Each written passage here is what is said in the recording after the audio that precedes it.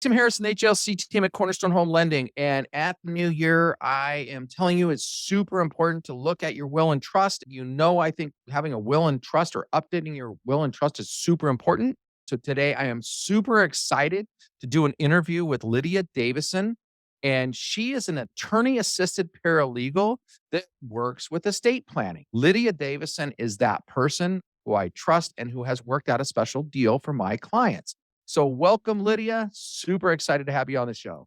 Hey, Lydia, thanks for being on the call today, the interview. I just really wanted to ask questions. And the first one I'm going to get into, let's get started, is what is estate planning in general? Estate planning is taking care of your loved ones before something should happen and making sure that all the hard work that you put into it is taken care of.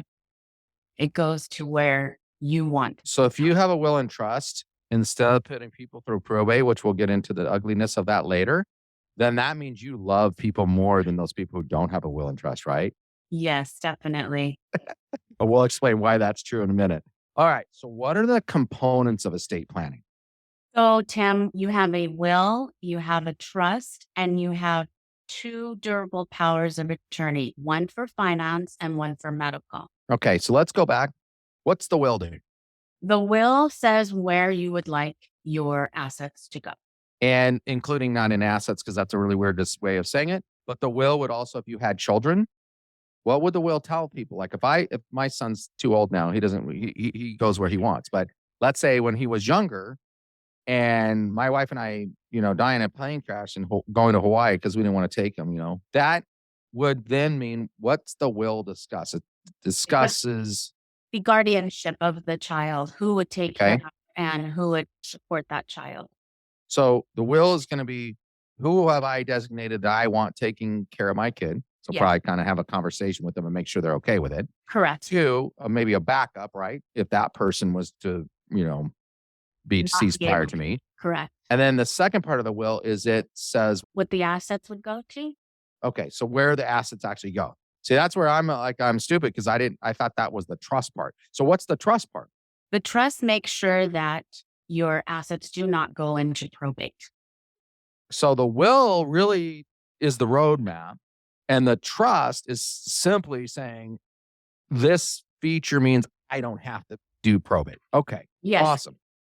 It allows that the state does not write the will for you. Right. Which we'll get into a little bit about like what happens if it doesn't happen. Okay. So that's awesome to know. And then to two medical pieces, one does what and the other does what? Okay. So there's one that's for finance and then there's one for medical.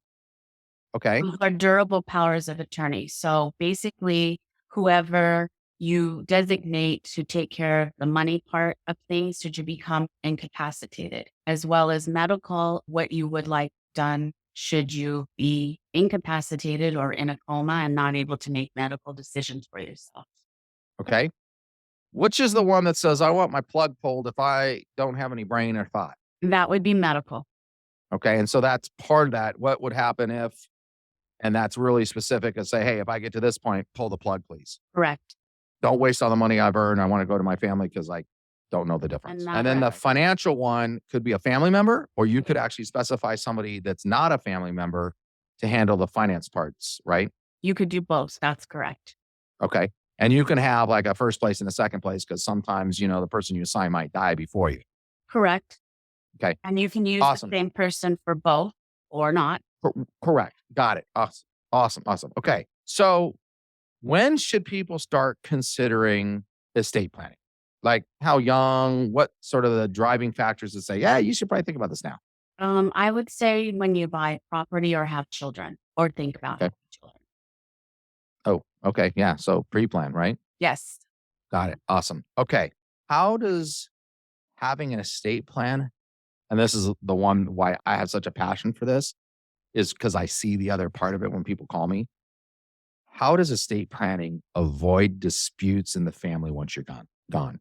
Because you've now put it in a document that states exactly where you want your property to go. Okay. And my favorite line is, this is called managing from beyond the grave or in the grave.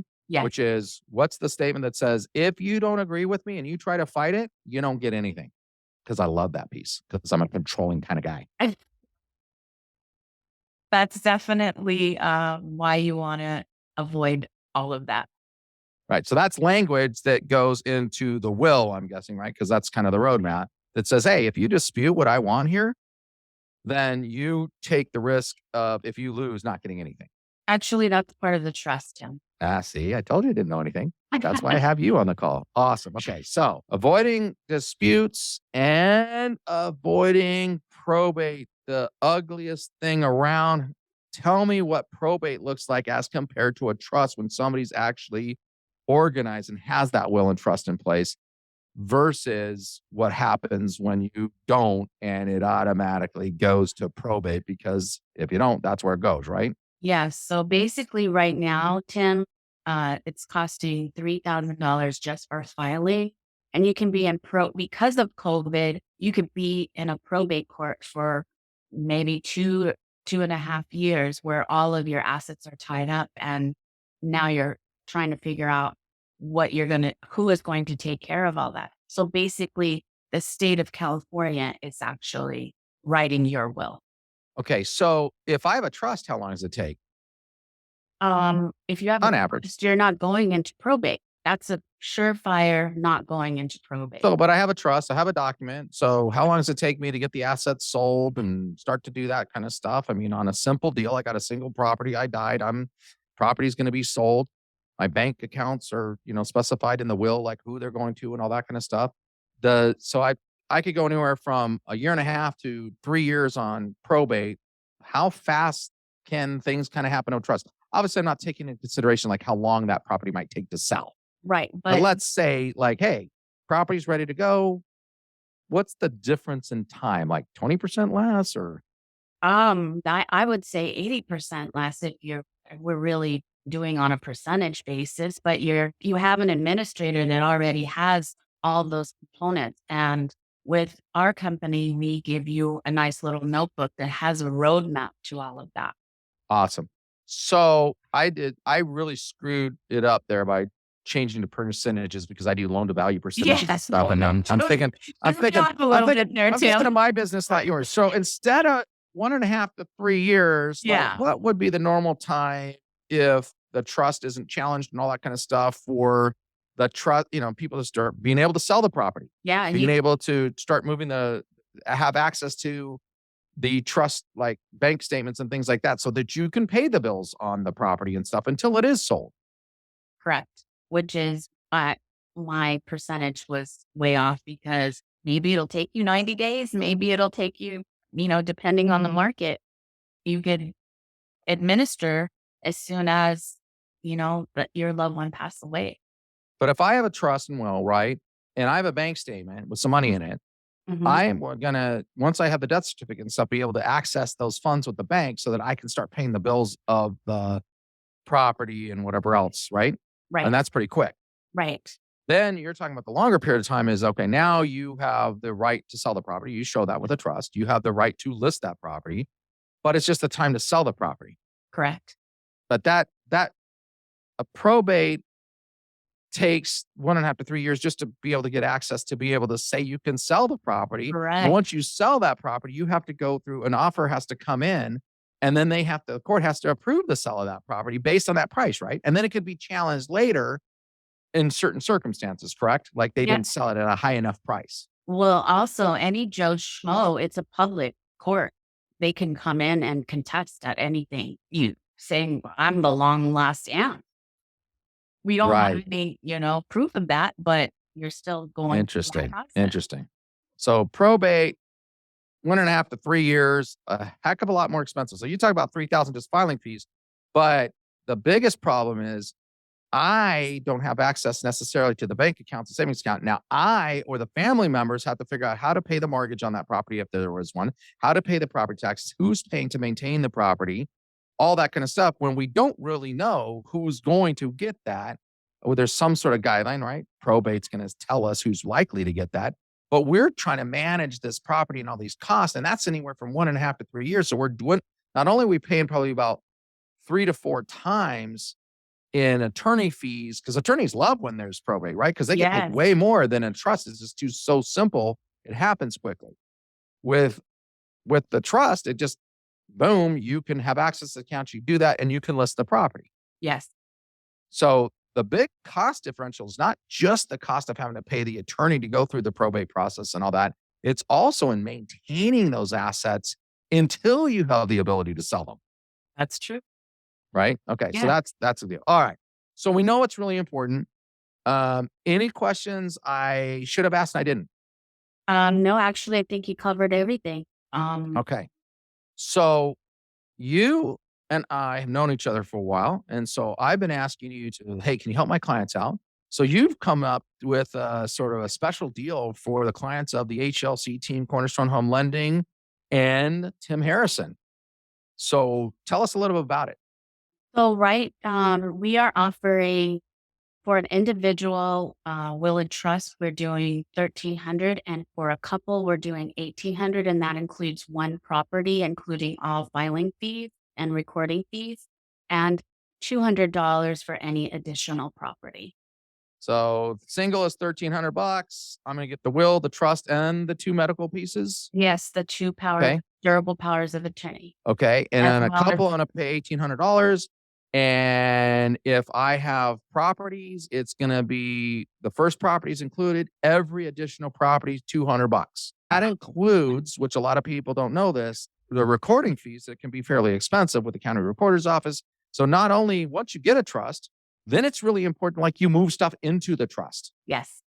Because if it's not in the trust, it doesn't matter if you have a trust. So my brother actually is a mortgage guy and a realtor, and he just recently listed a property for sale with one of his friends, at a cheap deal kind of thing. And then they come to find out she had a trust, but it wasn't in the trust.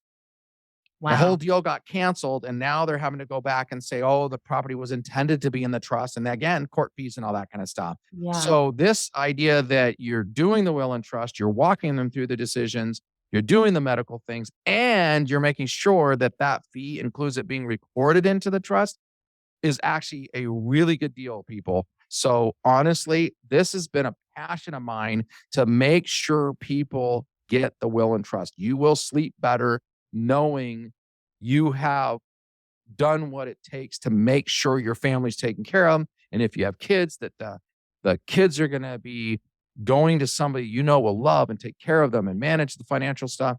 And that it forces you to have a conversation to say, hey, I want this sister or brother to take care of my kids, not this brother and sister.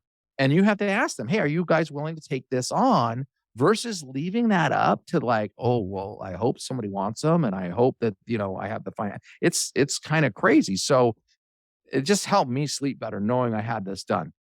How do people, this is an amazing deal. Thank you very much. I really appreciate you doing this for my clients. How do people get a hold of you? What are the couple ways and the preferred way for them to get a hold of you and get the process started? So you would give my office a call and ask to speak with Sarah, and she would set you up for an appointment, or you can email us. But we are actually offering $100 off with your referrals from HLC and Cornerstone. So it's actually 12 and 1800 or It's 12 and actually 1700? yes, sir. Awesome. So we're going to have a flyer attached to this email that goes out to our consumers. So they'll get that. And Kara, the magnificent Kara that's helping me record and do all this stuff, will actually at the end of this video have a sort of hold there with your phone number and email so people can get a hold of you, the last screen. Okay. So awesome, Lydia. Appreciate the time. Appreciate you giving the discount to my clients because as you know, I know how important this is. And I'm just almost like, I've done the video that says, I want this to be your New Year's resolution, people. Update your trust or get a new one. Get that will and trust done. It's just so critical. So thank you so much. Well, thank you for And having I me. appreciate all your time. Thank you for having me.